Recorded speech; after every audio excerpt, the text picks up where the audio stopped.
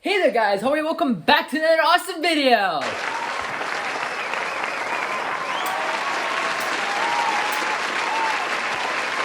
And welcome back to another TV show review. And today's TV show review is going to be of WandaVision. So everyone has been doing, reviewing the show episodically. I figured to at least cover the entire season in one video. That way it's better and it's easier for me. But before we get into this show, I gotta tell you that there will be some spoilers, and I gotta make sure of that because we all hate those nasty little spoilers.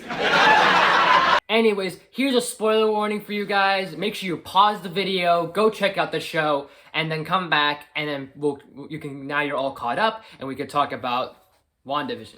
So WandaVision is the first Disney Plus Marvel, Disney Plus exclusive Marvel TV show, and the first MCU TV show.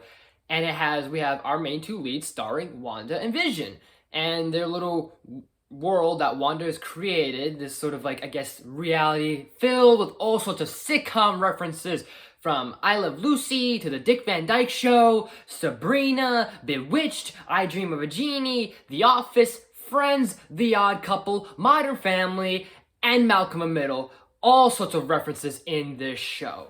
So this show is directed by Matt Shakman, who I think this is the first time I've heard of him.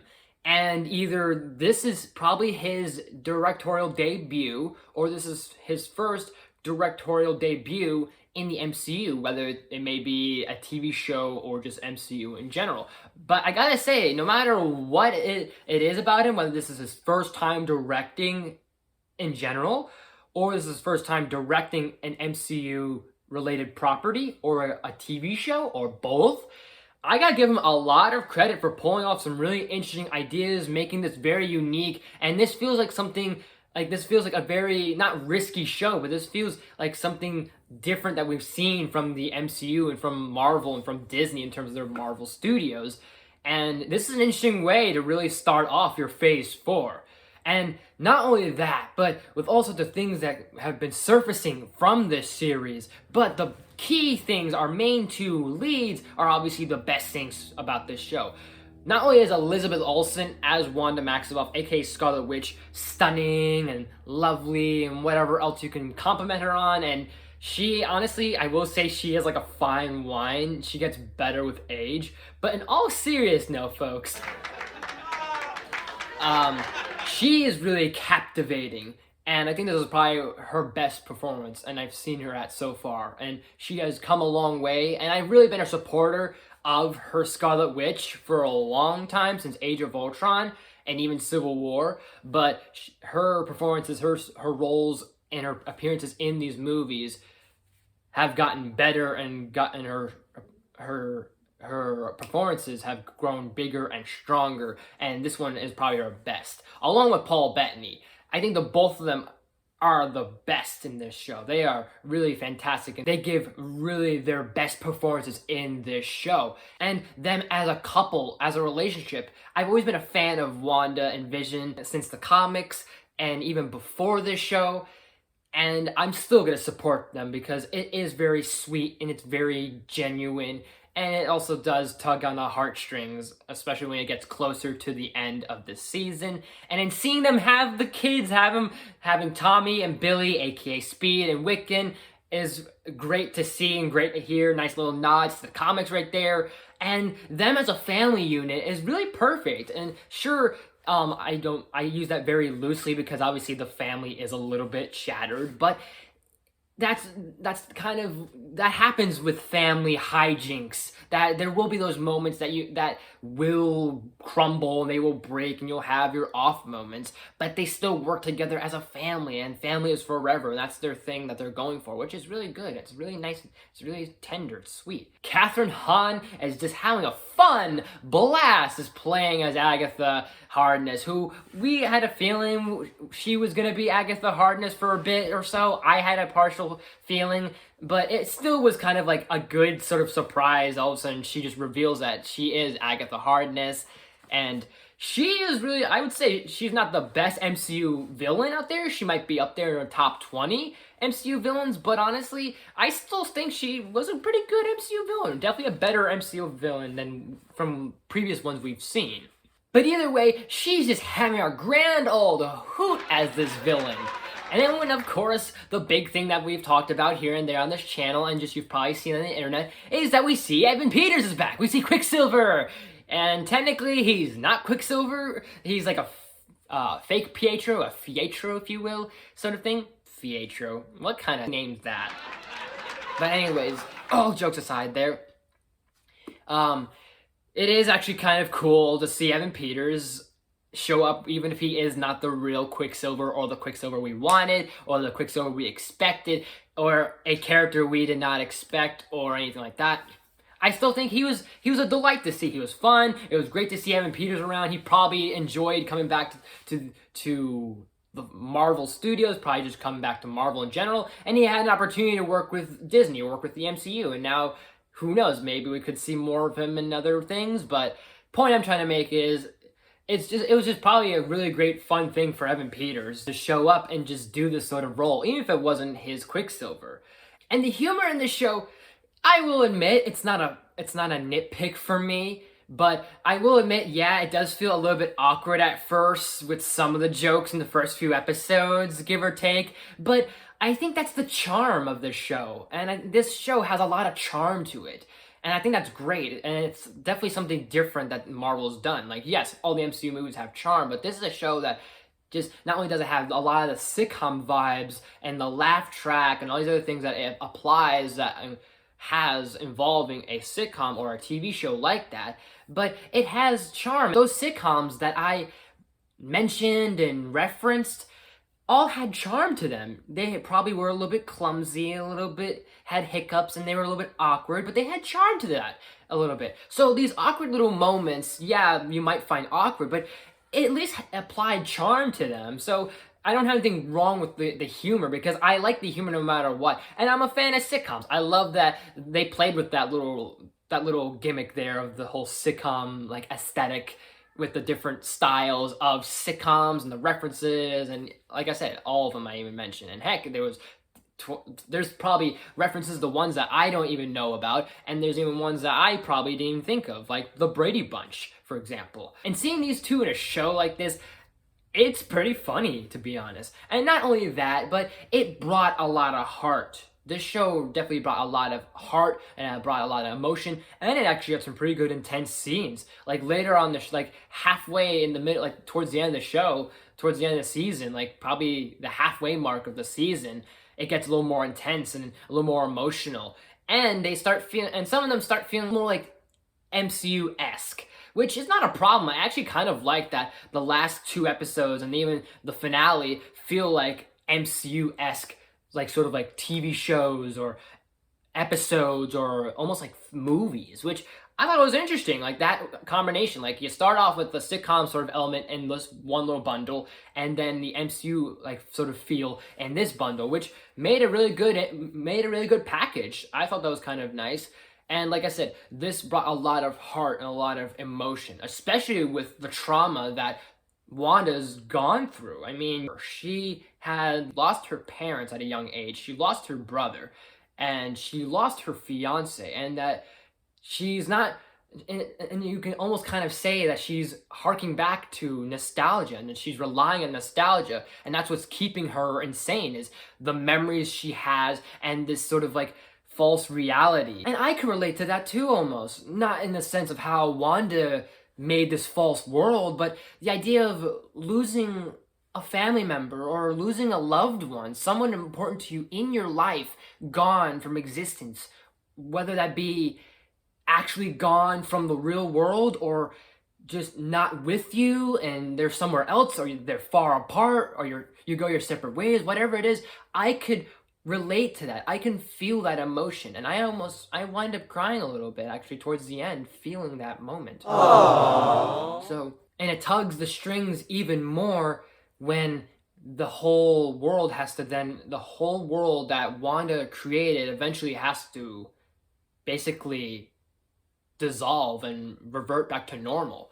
And that sort of message, I think, towards the end of the finale in the last episode, which I literally just watched a few minutes ago, almost an hour ago or so, that message of acceptance and forgiveness, acceptance of who you are, because Wanda's created as this monster a little bit and almost as this villain, and you start to feel elements that she maybe is a villain out there. Maybe she actually is a monster, but she's not a monster. And at first you think she's misunderstood, and in a way she is, because she is treated as this witch and that she was manipulating these people in this world of Westview to be kind of under this enslaved like aesthetic of we're these quirky characters that you see in a sitcom show, and this sort of type, this stereotype, and then this trope character, and this trope character, and this token character, and that because these people are real people, they're stuck in this brainwashed, almost like vegetable state where they're put in this like trance of what they're in, what their role is in this sort of world that they want outside of it. They want to escape. They've been trapped there for years. They've been trapped for however long Wanda's been keeping them. They see her as a monster towards the end. That they see her as this witch, and that they will never forgive her for the actions that she's done and all these other things that she has created in this world and kind of has stirred up trouble. Whether she stirred up trouble with the town folk, whether she stirred up trouble creating this, using chaos magic and dark magic, whether it's stirring up trouble with people personally, whether it's stirring up trouble with her emotions, because she's a troubled person. So her accepting who she is powerful. And then that forgiveness she is given by some of those people is very deserving. And I gotta say also, towards the MCU-esque episodes, they had some really great action. And definitely, I will say probably my favorite scene, or my favorite fight scene, was that Vision on Vision battle. And by the way, we do see White Vision for the first time, which is kind of awesome a little bit. I didn't think they would kind of go in that route. At first, I saw Vision, I was kind of like, oh, right. And then I realized, wait, that's White Vision right there that we're seeing for the first time ever in the MCU, which is, he looks cool, I'm not gonna lie. So I loved that fight with Vision on Vision, that it was a physical fight and then it wound up becoming an intellectual fight, which that was really interesting. And I liked that because it wasn't just a battle of wits and fists. It was also a battle of kind of like the mind and thinking like on a analogic sort of perspective, trying to figure out, oh, how does this analogy basically fit both visions? Because we have two visions. And how do we have two visions? Well, the White Vision's technically the destroyed, dissembled, disembodied, disemboweled vision that we saw destroyed by Thanos and Scarlet Witch in Infinity War, while the vision we've been seeing this whole time throughout the show is not necessarily Vision. Like, he's a creation of Wanda's emotions and of her mind, with her pain, the hope she has, the love she has, and all that she's kept with her since the death of Pietro, and even before that, like all these emotions she's had inside of her. And we see these glimpses into her mind and through these scenes where we get this idea that all she had throughout her journey of becoming the Scarlet Witch and becoming Wanda that we all know and love is she had pain, she had sorrow, she had a lot of hate in her. She relied on sitcoms. She had sitcoms to calm her down and keep her insane and keep her comfort. And Vision, after the death of Pietro, was also that comfort too. So all that pain and anger and emotion when she lost Vision, the one thing she had left in her world, in her life, just manifested. It just burst out. And now she created that house, she created her kids, she created that out of her own magic. So it wasn't all real. In a sort of, it's real, but at the same time it's not, because the Vision we see has the memories of Vision that we've seen from Age of Ultron to Infinity War, and even to now. He has those memories. But the White Vision doesn't have those memories. He has the data to back them up, but he has the body structure, but doesn't have those memories. So both are Vision. Not one is the Vision. They're both embodiments of Vision, and even if you combine the two and fuse them, they are still Vision. They are still one and the same. Even that duel Wanda has with Agatha is really a nice spectacle. Like, yeah, it's pretty much just CG going on, a big old screen happening, but it's still visually stunning. It's really cool, and it, like I said, it shows Wanda at her strongest and at her most powerful, and we do see her wear that iconic costume, which is pretty awesome. We saw it with the Halloween costumes, both Vision and Wanda wearing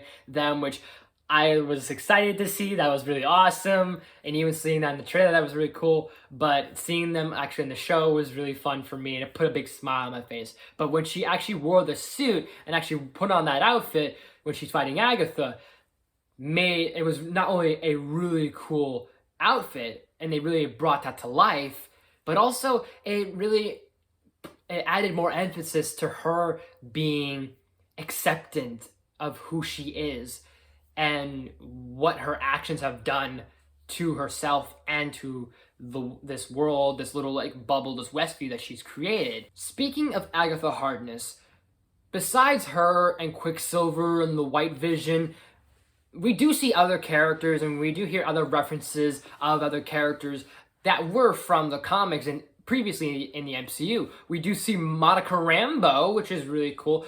Well, and I dug this actress who played Monica Rambeau, and I dug the character of Monica Rambeau, like seeing her older and basically becoming like the next Miss Marvel or the next Captain Marvel, or I think her name is Photon or Proton in the Marvel comics. I know she's something with a P, I think. Either she becomes a Miss Marvel or Captain Marvel, or she goes by like Photon, I think. But that was really a nice little Easter egg there. They don't say that she's called that name, but you do see that she gets her powers and her like struggles and her now becoming sort of a hero, and her also being associated with Sword, which is really nice because we get to see more of Sword. If I had a few gripes with the show, which I don't have that many, they're small little hiccups and they're not gonna affect how I really like the show a lot. But I will say Hayward as this villain, I guess, or he's supposed to be a villain or not, or the villain, kind of is basic. He's just your basic, just general drill sergeant, commander, lieutenant, whatever person, head of a corporate sort of government thing, and that's pretty much it. And there are a few questions raised at the end of the season. Like, for example, we see White Vision all of a sudden disappear. Like, he goes from being programmed to kill both Wanda and this Vision, but once his memories are reverted back into him, he all of a sudden just disappears. What kind of happened of him? So I have no idea of that. And also, those post-credit scenes, and specifically that end credit scene, because that post-credit scene, mid-credit scene we do get is kind of answered a little bit. It's not I'm questioning it. It kind of it does leave up for an idea of where this could go, which is we see someone show up as a Skrull to talk to Monica, saying that a friend of Carol's wants to meet you. Obviously, that person's talking about Nick Fury because he's up in space from when we saw in Far From Home, and with Sword and with the Skrulls, so that makes pretty much sense there. But that end credit scene a little bit, at first makes sense, but it does raise some questions a little bit. Because we see Wanda, she's basically far away from the world, which makes sense. She wants a quiet life. After basically leaving the world that she created and having it be just deteriorated from her realizing that she has to accept what's going to happen, she goes off to have a quiet life. But also, we see Scarlet Witch, too. So, like, this is kind of confusing a little bit. Because we're seeing Wanda and we're seeing Scarlet Witch, like two different beings, and all of a sudden Scarlet Witch looks like she's learning dark magic, which could lead to maybe where the multiverse of madness is going, which might make some sense, but still, like, I like that because it leaves up for interpretation, but it really has me thinking a little bit. And honestly, don't expect, because a lot of people will say there's going to be a big cameo, there's going to be your big secret character happening, and all these other things will happen, and also the speculations that are going on, and also the other things that I've speculated and I've theorized and rumored some things here and there.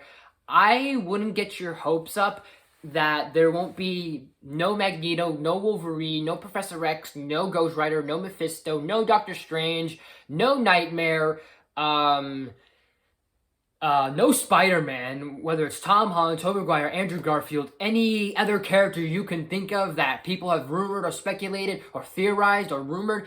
Don't expect that. And I wouldn't say I'm disappointed, because I am honestly very genuinely satisfied with how this season ended. This was a fantastic season, without a doubt. And I really do hope they make a season 2, although they have said that they don't want to do season 2. What they had in mind story-wise for this show was wrapped up within those 9 episodes, so they have no intentions yet on doing a season 2. Would it help if we do get a season 2? Absolutely. Do I want to see more either way? Absolutely. But if this is basically the last that we'll see of WandaVision, this is going to be only a season-only show, and their intentions were to have you be satisfied and surprised, check and check right there. Because I was both satisfied. And surprised. I was surprised with what they dropped, because I didn't expect the way they went, especially towards that end, and I didn't expect some things, but I was satisfied with how this ended.